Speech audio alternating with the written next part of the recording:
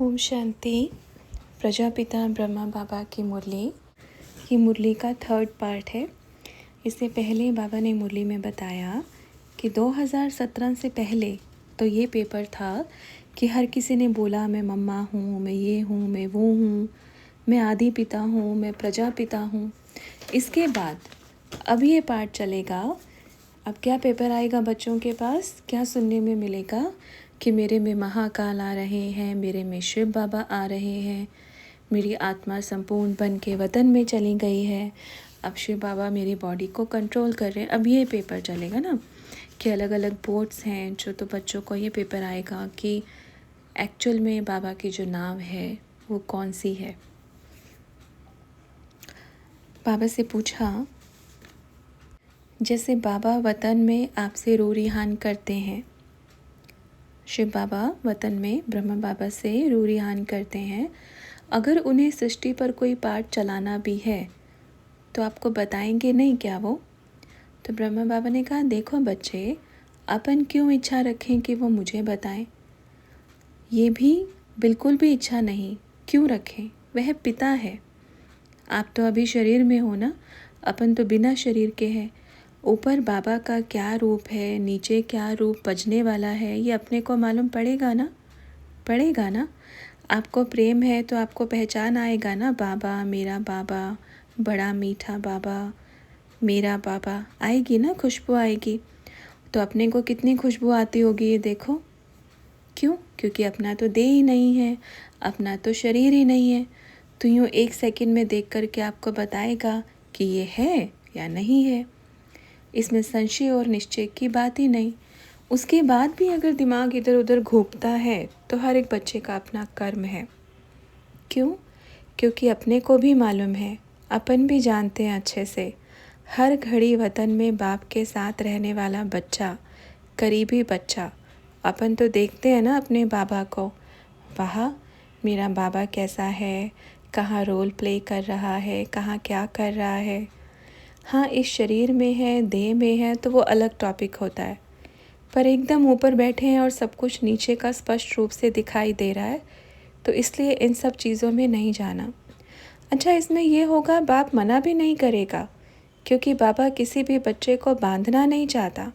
बांध के क्या करेगा?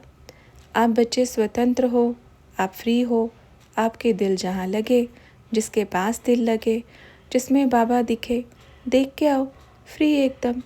फिर बाद में अच्छा ये सोचना नहीं कि बाद में आएंगे तो ऐसे, उससे क्या होता है ना, समय जो काल होता है ना, काल का गैप हो जाता है, स्पेस आ जाता है उसमें। किसमें? आपके मिलन में और बाप के मिलन में फिर समय का दूरी आ जाती है। तो अगर आप कहोगे कि एकदम नज़दीक आऊँ, मैं वहाँ से भाग कर आया हूँ, घूम के आया हूँ, देख के आया हूँ, तो वैसा नहीं हो सकता। इसका सही क्या बोलते हो आप?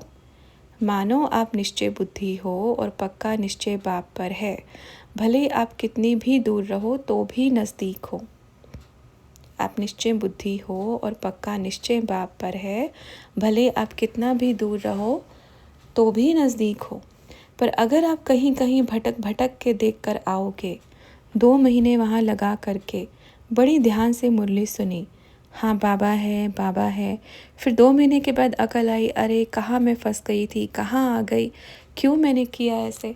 फिर वापस आओ, वापस आकर के कहो, बाबा मेरे से भूल हो गई, गलती हो गई, तो बाबा तो फिर भी स्वीकार करेगा, पर इतना गैप आ जाएगा, क्योंकि आपने समय की इतनी बड़ी दूरी बना ली है, तो एकदम से आप चिपक नहीं सकते, क्योंकि इतना समय बीत चुका है।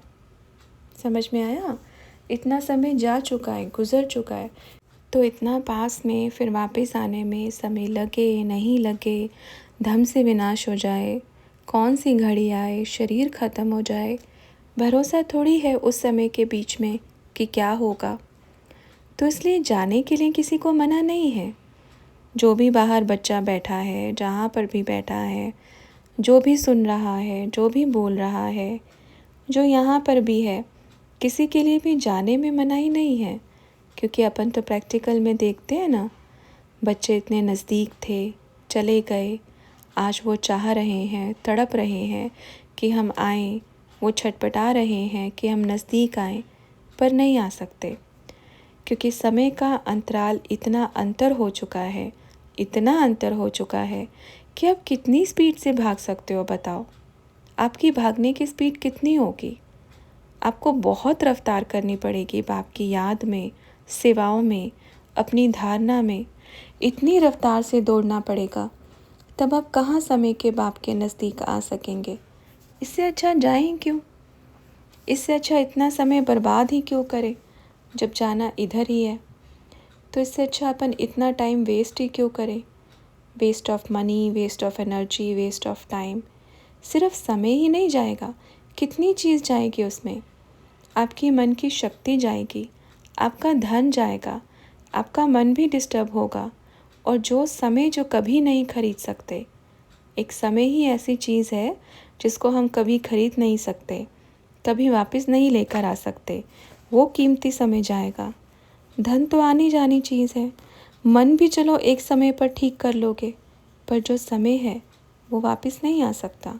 तो अभी ये चीज़ सोच लो कि हमें क्या करना है। तो बाबा से पूछा, बाबा यहाँ पर इन लोगों का प्रॉब्लम क्या है? साइकिक प्रॉब्लम है या कोई आत्मा प्रवेश कर जाती है? ये इतने कॉन्फिडेंस कैसे आता है इनको? बाबा ने कहा, क्यों नहीं आ सकता इतना कॉन्फिडेंस? अरे बाप बार बार बोल रहे हैं, ऐसे ऐसे स्पीकर होते हैं जो इतना कॉन्फिडेंस आता है, तो क्यों नहीं आएगा? क्या कॉन्फिडेंस नहीं आ सकता? बताओ, इसमें कॉन्फिडेंस की क्या बात है? आप भी कॉन्फिडेंस लेकर आ सकते हो। बोलो कॉन्फिडेंस से कोई भी चीज़।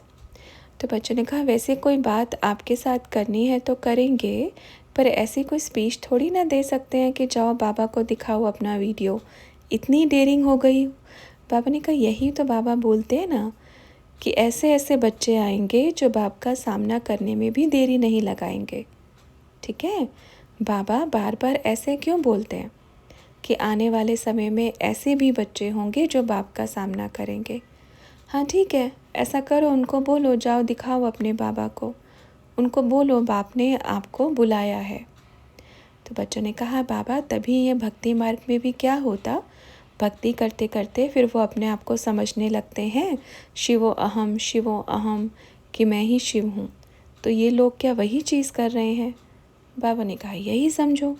ठीक है। तो बच्चों ने पूछा कि इनको डर नहीं लगता ये सब करने में? बाबा ने कहा, बिल्कुल डर नहीं लगता। उनको डर क्यों लगेगा? पर लगेगा बाद में, जब महाकाल आएगा तब डर लगेगा। फिर बाबा से कहा, बाबा उसको पता लग गया कि शायद ब्रह्मा बाबा मुझसे बात करना चाहते हैं, इसलिए फ़ोन नहीं उठा रहा। तो बाबा ने कहा, तो खुशी होनी चाहिए ना कि शिव बाबा मेरे से बात करके बड़े खुश होंगे, लगाओ। फिर बच्चों ने कहा कि बाबा वो फ़ोन ही नहीं उठा रहे। तो बाबा ने कहा, मालूम है, शिव बाबा को अपने से बात करके बड़ी खुशी मिलती है। वह मेरा पिता है, वह अपन का पिता है, तो खुशी मिलेगी ना। तो टेलीफ़ोन क्यों नहीं उठा रहे शिव बाबा? शिव बाबा टेलीफ़ोन उठाओ। आज के बाद इन सब चीज़ों के बारे में चिंतन करना बिल्कुल बंद। ठीक है, बिल्कुल क्रॉस लगा दो इस चीज़ पर, क्योंकि मन से भी समय की दूरी पैदा होती है। इतना आपने उनके बारे में सोचा ना, तो बाप की याद तो भूल गई। क्योंकि अगर हम थोड़ा भी इधर से उधर होते हैं ना, तो फिर बाप की याद निकल जाती है, संशय आता है उसमें। अगर बाबा हुए तो ये दिमाग में बैठ गया ना, तो फिर उलट पुलट हो जाएगा सब।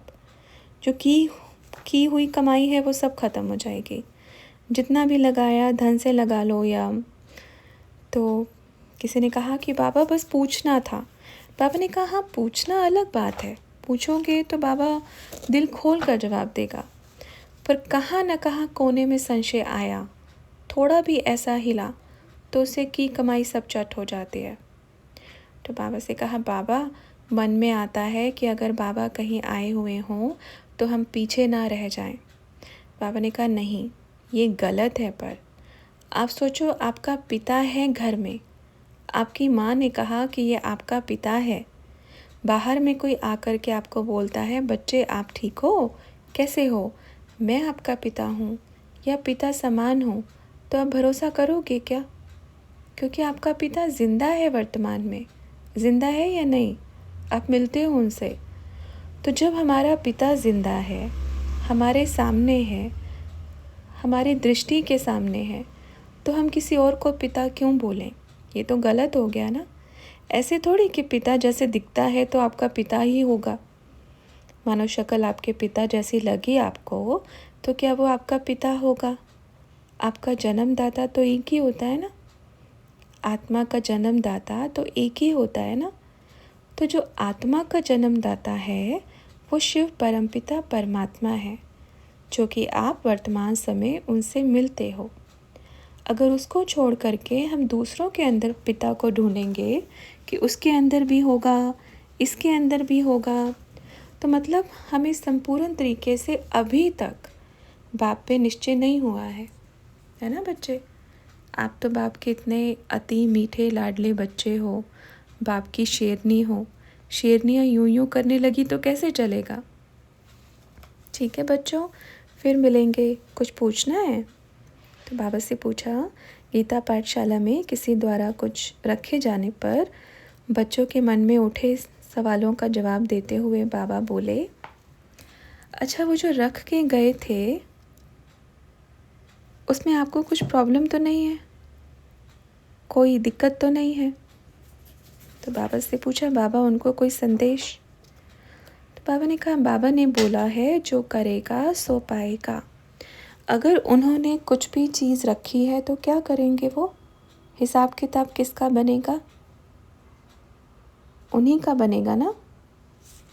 और ये मत पूछो कि किसने किया है, पर ये सोचो कि जिसने भी किया है उसका हिसाब किताब थोड़े समय में ही अपने पास में आ जाएगा, और जिन्होंने उनको सहयोग किया है उनका भी बड़ा घाटा होने वाला है।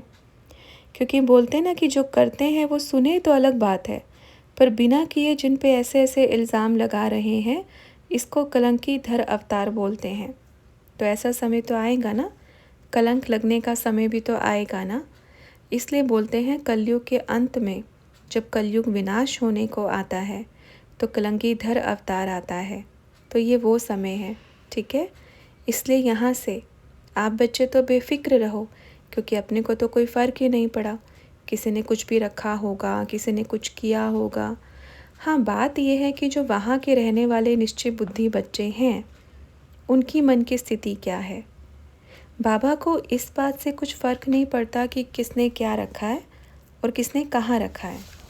बाप को फ़र्क इस बात से पड़ता है कि अगर आपने देखा, अगर किसी ने रखा, तो आपके मन की स्थिति क्या कहती है, आपका मन क्या कहता है।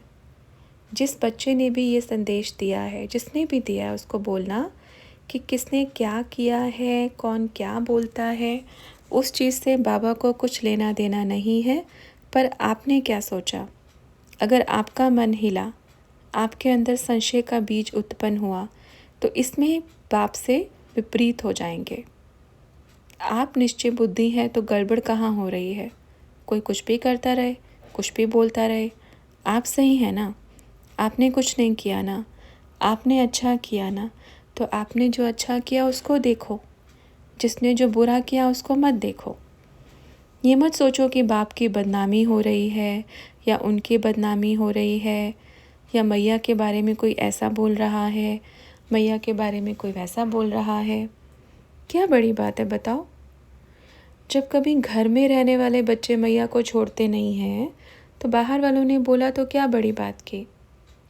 घर में रहने वाले बच्चे ऐसे ऐसे कलंक लगाते हैं तो बाहर वालों ने बोल दिया तो क्या बड़ी बात किया। इसलिए इस चीज़ को ज़्यादा नहीं सोचना कि किसने क्या बोला, किसने क्या कहा, किसने क्यों कहा। ये चीज़ नहीं है। बात क्या है कि हमारा निश्चय कितना पक्का है। क्या हमें तो संशय नहीं आ रहा? हम बाबा से मिल रहे हैं, ये निश्चय पक्का है। ये चीज़ देखना है, ठीक है। बस और क्या बोलेंगे। हर एक बच्चा अपने आप को सही करे, ठीक करे। कहाँ ना कहाँ किसी भी टॉपिक को लेकर के संशय आता है। अच्छा, दूसरी बात, कभी कभी बच्चे बाप को भी समझाते हैं, बाबा आपको ऐसा नहीं करना चाहिए, आपको तो पता है ना ज्ञान क्या है, ज्ञान क्या बोलता है। मालूम है ना कितने बच्चे तो बाप को समझाने लग पड़ते हैं, आपके होते हुए ये कैसे हो गया बाबा, आपने क्यों नहीं रोका, आपने क्यों ऐसे नहीं किया, आपने कैसे ये होने दिया। कई बच्चे तो बाप को भी ज्ञान देते हैं, इतने सारे बच्चे तो बाप को भी समझाते हैं। इतने होशियार बच्चे बाप के देखो, जैसे कि वो पूरे संसार के ज्ञाता हों, जैसे कि वो तीनों लोगों के ज्ञाता हों, जैसे कि वो आदि मध्य अंत के ज्ञाता हों, जैसे कि उनको पूरे जन्मों की कहानी मालूम हो।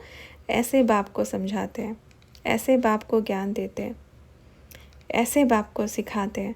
अगर ऐसा होता, चलो अगर मैया जो भी है, जो भी कार्य है, जो भी है, तो श्री कृष्ण जो समझाने वाले हैं, श्री कृष्ण आपसे पैदा होता, या तो फिर शिव बाबा आपके अंदर आता। आपके अंदर क्यों नहीं आया शिव बाबा? आप क्यों नहीं निमित्त बने? अगर आप इतने महान हैं तो, अगर आप इतनी महानता का वर्णन कर रहे हैं कि हम बहुत महान हैं, हम कभी ऐसी गलती नहीं कर सकते, तो शिव बाबा को तो किसके अंदर आना चाहिए था? आप महान हैं तो आपके अंदर आना चाहिए था। आप श्रेष्ठ हैं, आपने बहुत अच्छे महान कर्तव्य किए हैं, तो आपके अंदर क्यों नहीं आया? तो ये सब चीज़ें छोड़ो, बाप को याद करो, क्योंकि कहाँ ना कहाँ ड्रामा भी नूंद है, कहाँ एक संकल्प आपने डाल दिया दिमाग में। अच्छा, अभी मुरली और भी है जो हम मुरली के 4th पार्ट में कंटिन्यू करेंगे। ओम शांति।